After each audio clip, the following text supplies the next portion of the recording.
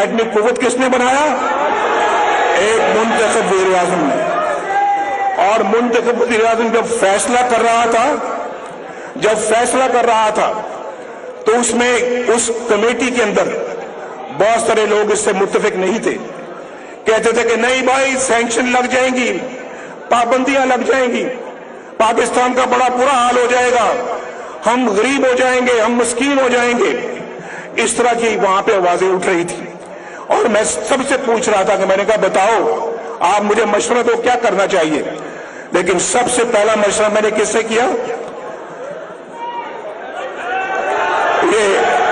یہ بیٹھا ہے یہ شخص مشاہد حسین سے مشورہ کیا. سب سے پہلے میں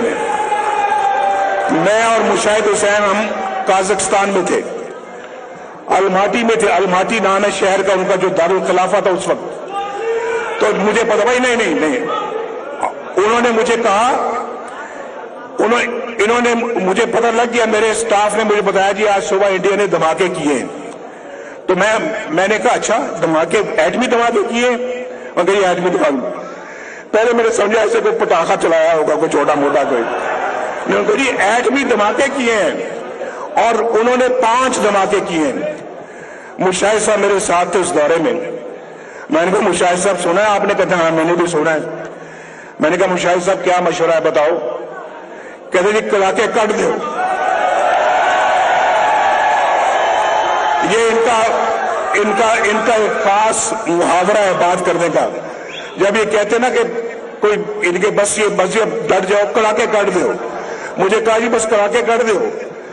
میں نے فون کیا پاکستان, اپنا چیف عوامی سٹاف کو کہا, میں نے ڈاکٹر سمر من کو کہا, میں نے پھر ڈاکٹر ایکیو خان کو کہا.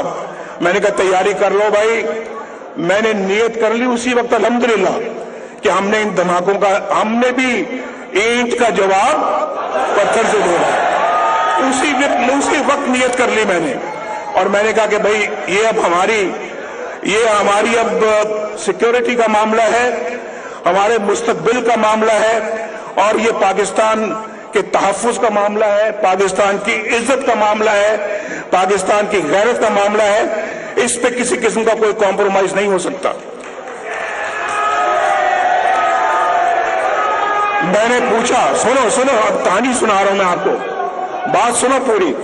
میں نے پوچھا تو مجھے بتایا گیا جی کہ اس سارے کام کو بھی, کیونکہ وہاں پہ ٹنل بنانی ہے, وہاں پہ ٹنل بنائیں, سرنگ بنانی ہے, اور اس میں کم از کم ایک مہینہ لگے گا.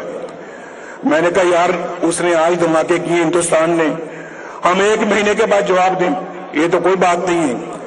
ٹنل جو بھی بننی ہے میں نے کہا دنوں میں بناؤ, دنوں میں. اور میں شاباش دیتا ہوں ان تمام جوانوں کو, ان تمام جو ہے وہ اپنا وہاں پہ جو لوگ جنہوں نے دن رات کام کیا, اور ان سب لوگوں کو میں سمجھتا ہوں میرے دل سے, اور آپ کو بھی ان کو دل سے شاباش دینی چاہیے, جنہوں نے 1 مہینے کے کام کو 17 دنوں میں مکمل کیا.